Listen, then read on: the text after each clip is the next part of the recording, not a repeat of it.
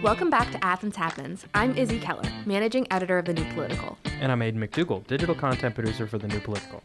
Athens Happens is a podcast brought to you by The New Political, a student publication dedicated to explaining the nuances of Ohio University, Athens, and state politics. You can find new episodes at thenewpolitical.com or wherever else podcasts can be downloaded. Chat GPT is a free, language-based AI that came out last November. The bot allows anyone to ask questions or make requests and receive an almost human-like answer. The new cultural phenomenon is changing the way people work, do school, and communicate with one another. You can ask it anything, from knowledge-based questions to what is Ohio University's The New Political. Although Chat GPT is easy to use, it raises many concerns as to how powerful AI has become. Though this advanced chatbot is still within its research phase, it still has power to produce an article or an essay on any topic. Another concern has been raised along with this form of AI and the production and spread of misinformation. Today we are with Taylor Schneider, an Ohio U student, to talk about Chat GPT and AI. Hi, Taylor. Hi, it's really good to be here. Yeah, thanks for being here. Can you tell us a little bit about yourself? Yeah, I'm a second year here at Ohio University. I'm a communication studies student with a minor in political science. I'm also working towards a certificate in law, justice, and culture. Some orgs I'm involved in on campus are Students Defending Students, ACLU, and I serve as the vice president of our mock trial team. Very nice, very cool. And what is your first experience with AI?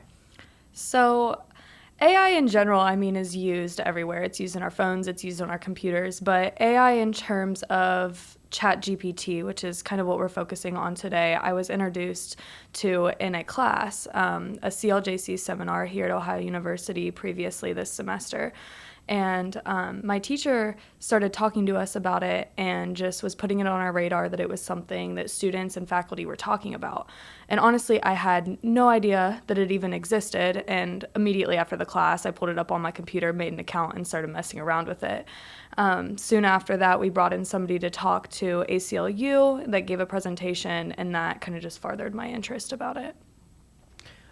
I understand where you're coming from, with phones and stuff like that. Mm-hmm. But I think my biggest or first experience with it just came along with once you talked about it and then hearing a couple news articles. And I was like, that sounds interesting, but I never used it until earlier this week. And I was like, oh, what can I make it say? What can I make it do about Chat GPT stuff? And it's for me, it's weird, but I think that first experience just kind of made me understand what it is and what it can do and how it kind of has endless possibilities right now. Yeah, I love watching people's first time typing something into that chatbot because it's always a crazy response because they get something and they're like, oh my gosh, this exists. And then it changes their mindset on technology forever moving forward. But yeah. So my first experience with ChatGPT was a lot less than, it was through South Park. And my first time, somebody using it around me, it was, my ex-boyfriend, which is another great example. But I first used it myself, I would say, an hour ago, maybe. And I looked up what is the new political Athens, Ohio, and it told me what Athens was. But I played with it, best journalism schools in Ohio, what is Ohio University's the new political, stuff like that. And it's kind of scary, to be completely honest. What was your first reaction when you used it?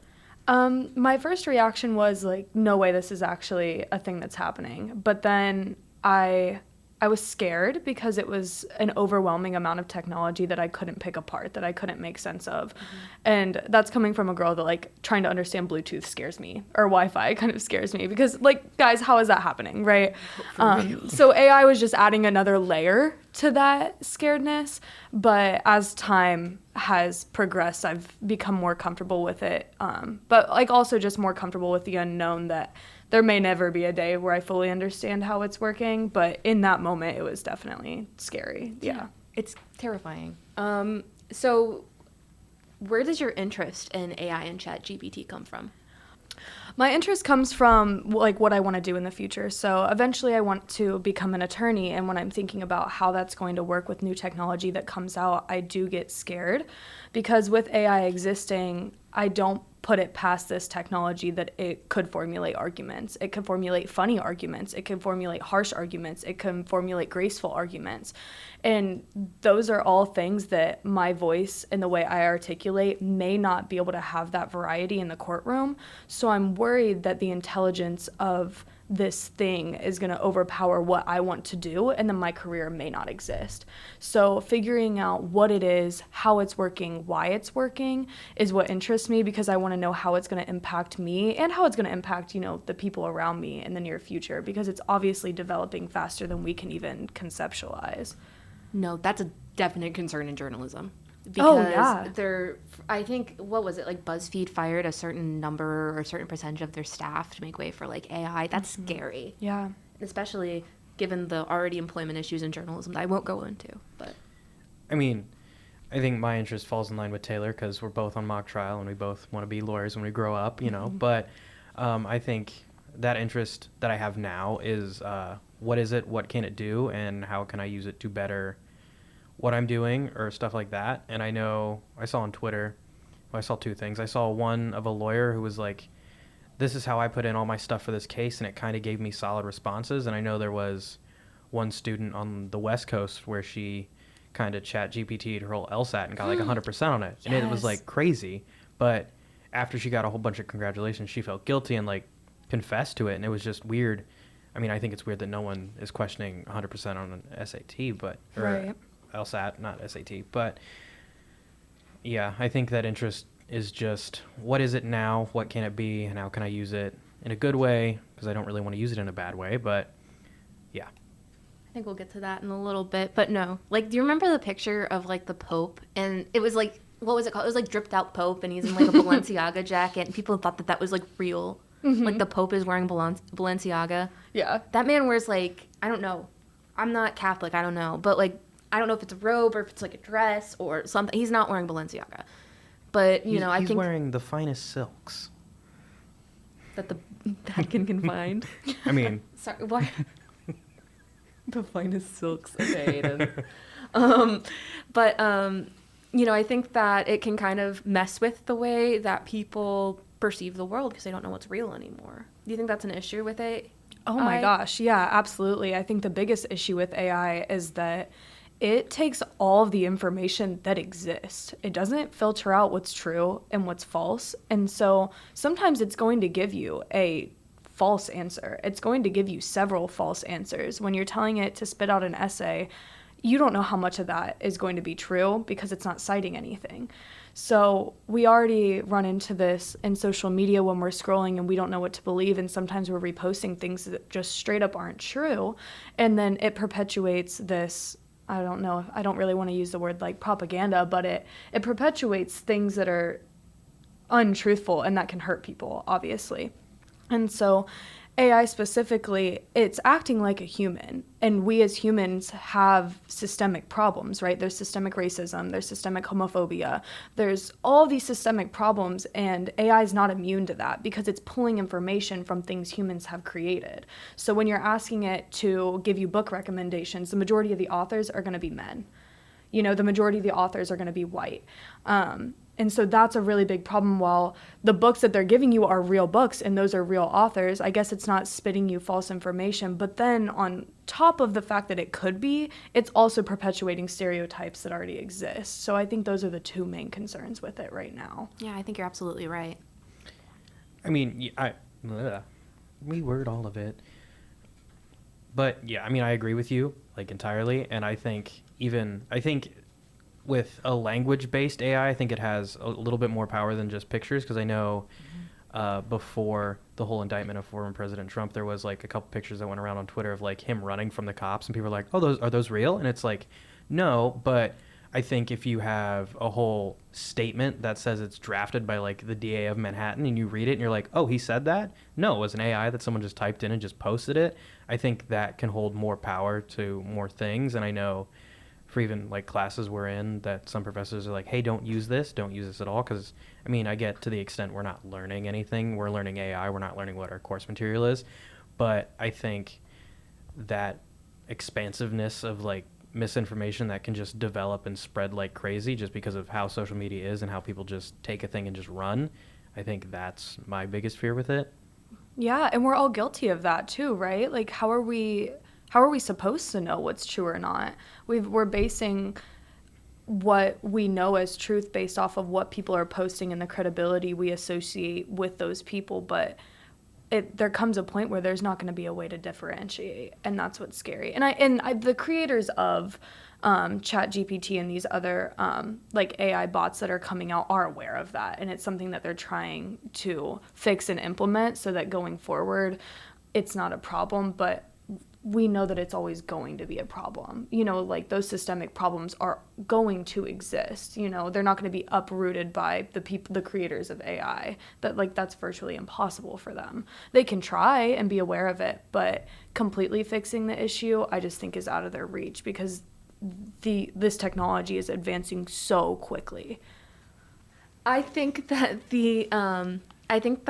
the conversation then comes around to media, whether that is social media, traditional media, legacy media. A whole bunch of people have a lot of power in these conversations to, it kind of comes around for them to beef up their rules regarding misinformation, disinformation. And it seems like there's a lot of hesitancy to do anything about that. Given our fears of all of the misinformation that is possible, do you think this type of advancement in AI seems to be too much, or is it too little? Oh, that's so hard, because there are pros, which I do want to talk about real fast before I answer this question. Specifically, the pros that I've seen is talking to my parents who both work in the healthcare industry. They've talked about the advancements that AI is making in the healthcare industry. It's developing cures for things we have never seen cures for. It's able to consolidate data in a way that humans aren't able to do at that type of rate. Amongst other things, those are just examples that I'm thinking of, and that's amazing. Those are things that we as humans cannot do in our capacity right now. So there are really good things happening, but trying to understand something that's moving this rapidly is impossible for any of us. And it's moving this rapidly because, ethically we can't conduct all the studies that would give us the information about the human brain because, there's ethics limitations to that. But with AI, there's not limitations. You can conduct study after study after study, and you can keep developing it and keep developing it. And I think that's why sometimes it feels as if it can be too much. So I do think there are good things that are going to come out of it, good things that are already coming out of it. But for us as lay people, this technology is not something that I don't think any of us saw coming this quickly. And I don't think we know what to do with it. And I don't think it should be used at the rate that it's being used until we know how to use it ethically and until we know how to use it in a way that's not going to harm people. So that's why I would lean towards thinking that it's maybe a little bit too much right now, because I don't think we're taking a step back and realizing the harm that it can do. I mean, yeah. And I also agree that it's too much, but I think my preface is more along the line of it was just kind of thrown out and released. It came out in November of 2022, and we just have it at our disposal. Just you open a browser, sign up, and you just can type away whatever you want with this.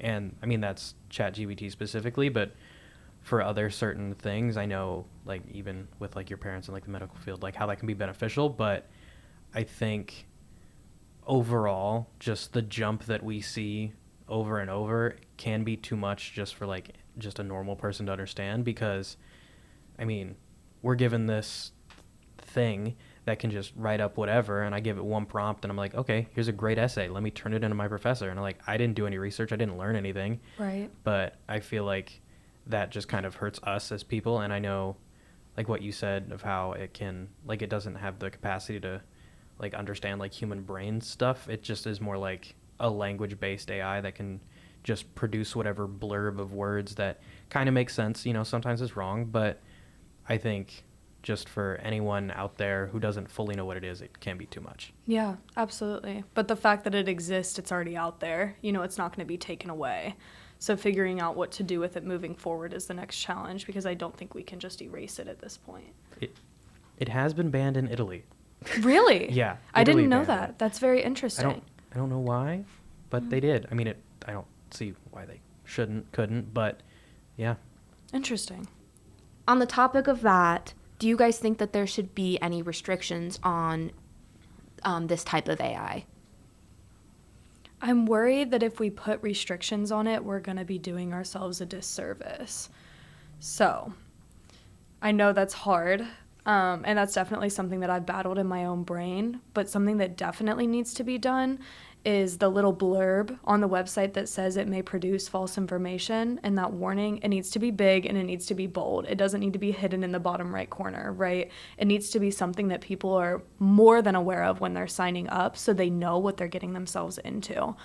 But restrictions, are you asking restrictions like from the government or like from OU, or what specific, or you mean restrictions on the actual?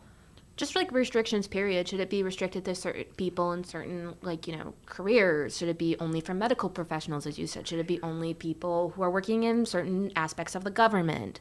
Should it just be for people doing research purposes? Like, should there be restrictions on who can and can't use it? Maybe until we can figure out how to do it in an ethical and moral way, it probably shouldn't be available to the greater public, because we know that there's technology out there that's not available to us, as students, so that it's only available to people doing research, or it's only available to people in the FBI or people in the government. So we know things like that already exist.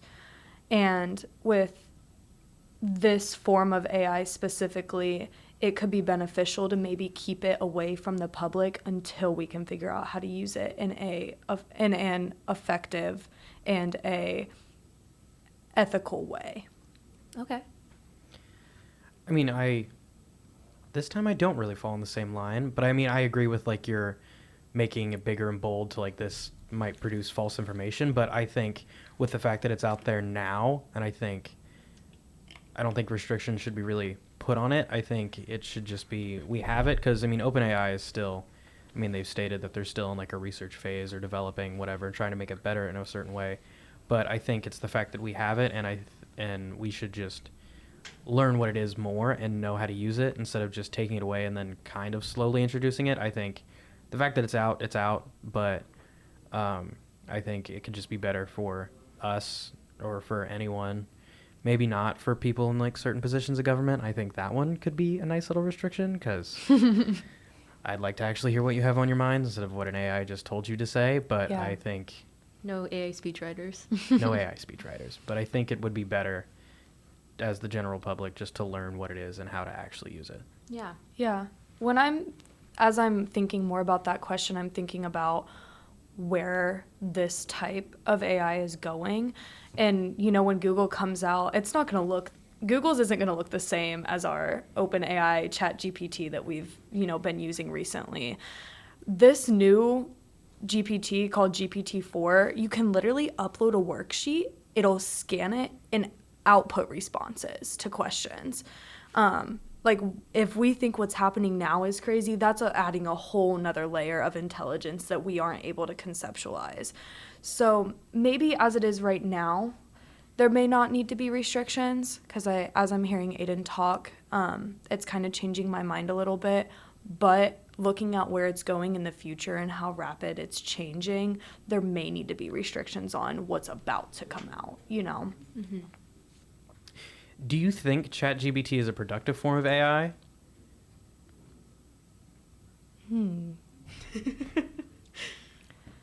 From a student perspective, yes. I think when I'm really struggling to understand a concept and my book and my professor hasn't been able to articulate it to me in a way that makes sense, I can put it into AI and ask it to reword it 15 times until I understand it. And I think that's absolutely been productive in terms of my understanding and my education. On a grander scale, I think when we're seeing the healthcare advancements that have been going on, I also think that is productive.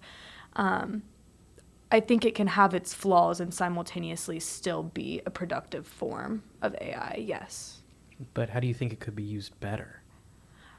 Kind of touching on what we talked about earlier, I think it can be used better by the user being aware of the downfalls and the limitations that this form of AI has. So it shouldn't be used by students asking it to write a 500-word essay, right? Because what are we getting out of that as students? It needs to be used in a way that educates us and helps us, doesn't put us behind. I think that's a very good point. My next question, we're like rapid firing now, geez. What do you think about other companies such as Google introducing the same type of AI?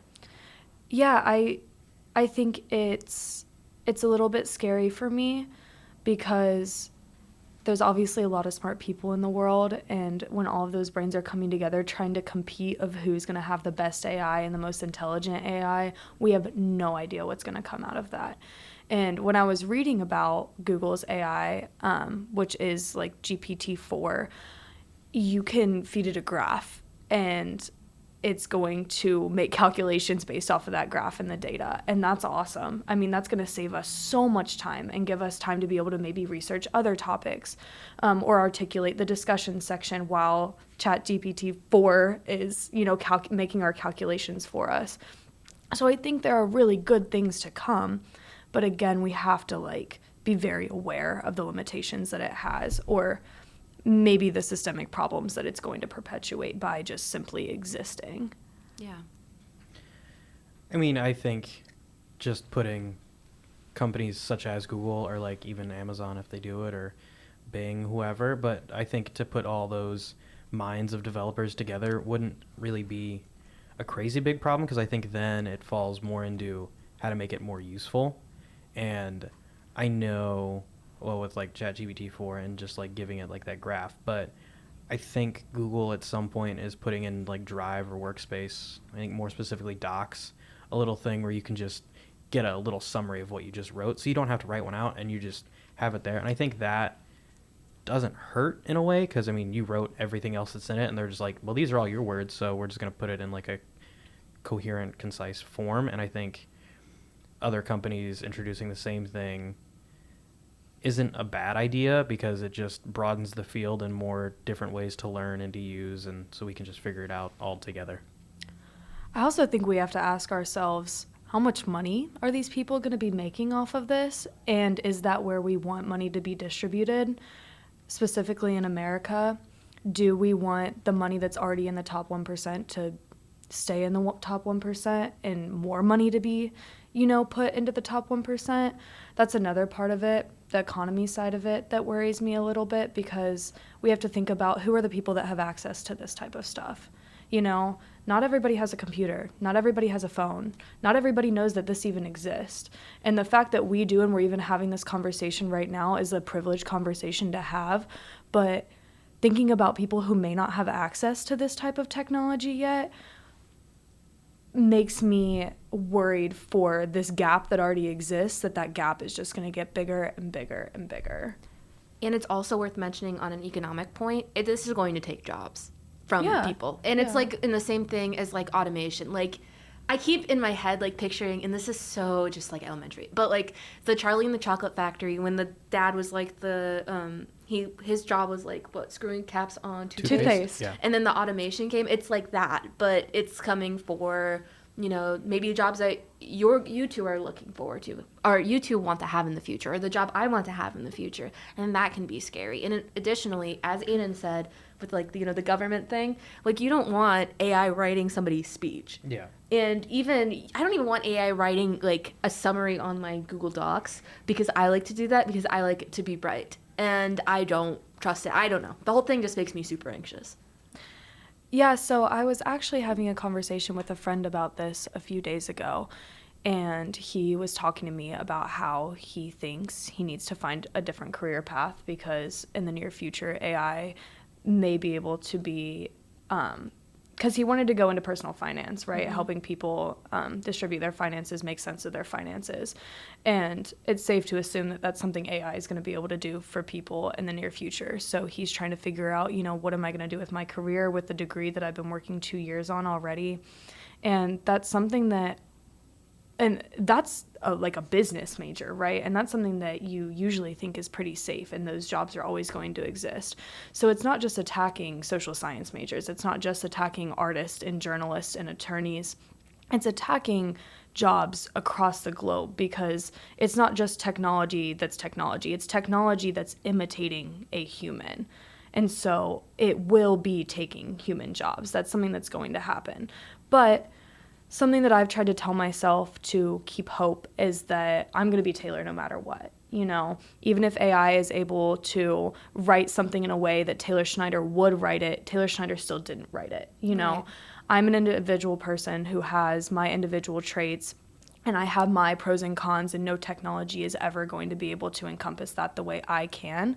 So when thinking about my job in the future, yes, it's going to be able to write arguments. Yes, it's going to be able to write drafts. And yes, it's going to be able to write amicus briefs and all of those things, but it's still not going to be Taylor Schneider writing those briefs.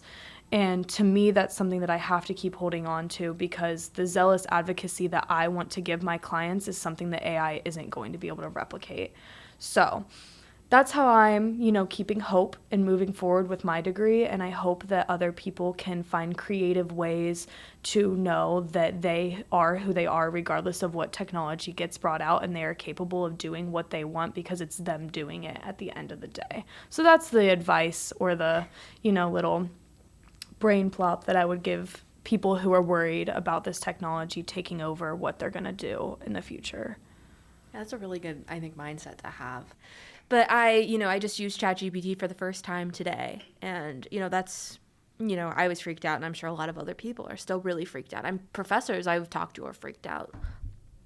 I mean, I agree with both of you. I think it definitely comes down to that point if it doesn't have that individuality, and it doesn't, like, I know even when we're writing any essay or anything we write in our political science, comms, or journalism majors, it doesn't have that individuality of like a person writing it, because I know everyone has their own writing style. I mean, I know when I type, I use a lot of commas, and like I got told all throughout high school, hey, it's maybe not a great thing to do this, but anytime I cheated on anything, they're like, you didn't write this. And I'm like, what do you mean? But it's like, because you didn't have like 6 different commas in like these 3 sentences. And I'm like, okay, fair.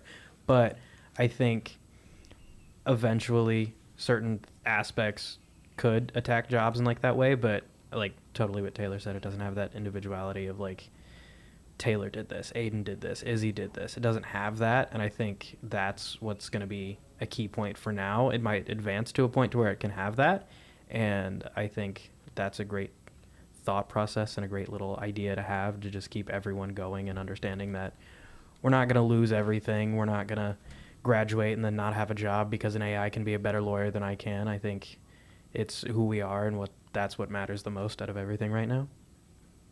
Very good. So, how do you think, as a student, universities should handle new technologies like Chat GPT? I was thinking about this when it was first introduced to me, because like I mentioned earlier, it was introduced to me by a professor. And then a few days later, I had a class with a different professor who said, I better not catch you using AI under any circumstances. I don't care if you're even citing it, don't use it. And at first I was like, fair, yeah, you don't want to be submitted an essay that wasn't written by Taylor, right? But then I thought about it a little more, and I think that Ohio University and other campuses in general would be doing students a disservice by not letting us use AI at all. Because imagine what would happen if they took away our computers and made us go to the library to research everything. It would take an ungodly amount of time, it would be tedious, and it would take us forever to do it. And by the time we enter the workforce, we aren't going to know how to use a computer, right? So if this truly is the future of our technology, our generation is going to have to roll with the punches. We're going to have to understand how it works, and it's going to be a battle of who knows how to work it better than the other person. And we want to be able to enter the workforce with an understanding of what Chat GPT is, or whatever, comes out by the time we graduate. Because if we don't understand that, and other students in the workforce do, they're going to be getting the job over us. They're going to be doing the job more efficiently. So I think that on campuses, it doesn't need to be something that's blocked on the Wi-Fi, right? I think it's something that, because it exists, we need to learn how to use it ethically, how to use it morally. And shying away from the fact that it exists isn't going to change the fact that it exists, and I can type it in on my computer in 2 seconds. So it'd be interesting if teachers and professors and faculty members in general maybe start having more open conversations about this. I know that some professors are scared of this and they don't want us using it under any circumstances, but I'd really encourage professors that have that mindset to think about what that's going to do to us as students when we do graduate from here and we enter a world that is more or less going to be AI oriented. But yeah, I think as a student and a professor, it's at a different level of like understanding what this technology is, because I mean, as students, we're still learning, and when we go out and after we graduate, after some of us go to law school or med school, whatever we do, by the time we're out in like the workforce doing whatever we want to do, this will still be here. This isn't going away. And I think for us to learn it and how to use it, not entirely rely our whole like profession on it, but just to understand that this exists, this is how we use it, is a lot different for us now than it is for professors who have been teaching for the last 10, 20, 30, 40 years. But I think that disconnect is kind of what we're seeing now with your professor who was like, don't use it under any circumstances. I mean, the other day I fed it our little like blurb of like our case that we had for mock trial given to us by like the American Mock Trial Association, and it was like, it was easier to understand. It broke it down in a way that made sense, and it's not like I took that and ran with it and presented a whole case in front of judges and was like, this is what I think. It was like, no, this is just what happened here. This is what happens here. This is how you can argue this. And it's not, I think, a tool that most students are using to write a full essay and just to throw it out. Because I think even just giving it that prompt and looking at that essay, you're like, yeah, that's not fully right. But I think it's that disconnect that we're seeing now is the biggest thing of us as students and prospective students are going to stick with this and have this while professors are not going to enjoy it. But I think learning about it is our best bet for anything. Yeah, I also think that students would be doing themselves a disservice by using this to write their essays or uploading a worksheet and getting all of the answers, right? Because why are you paying thousands of dollars to go here just to get that out of it? And when you are put in a job where you need to use these skills that you were supposed to learn when you were getting your degree and you don't have them, you're not going to survive. You're going to drown. So students that are doing that, that's going to come back on them regardless. So putting it in a syllabus isn't going to change who and who's not going to use this. But I also think that this can be a good thing for professors as well. Professors working with, the experience that I have looking at my peers around me that are working on theses, they have spent hours coding data, collecting data, condensing it in a way that makes sense to people around them. If all of that could have been done in 5 seconds, then their effort could have gone somewhere else to maybe make a fuller thesis or make it longer or maybe, collect more data. So I think it can be used for good. And, most of the professors on this campus are doing their own research as well. And this could help them. So shying away from it, I don't think is good for anybody right now. Yeah, a whole bunch of good points. Anything else you'd like to add? No, I don't think so. I'm really happy that I got to do this, though. It was a lot of fun. No, thank you so much for coming. You gave us a lot of really good insight. And that's a wrap for this episode of Athens Happens. Make sure to check us out at thenewpolitical.com for more podcast episodes and other content. Thank you, and until next time.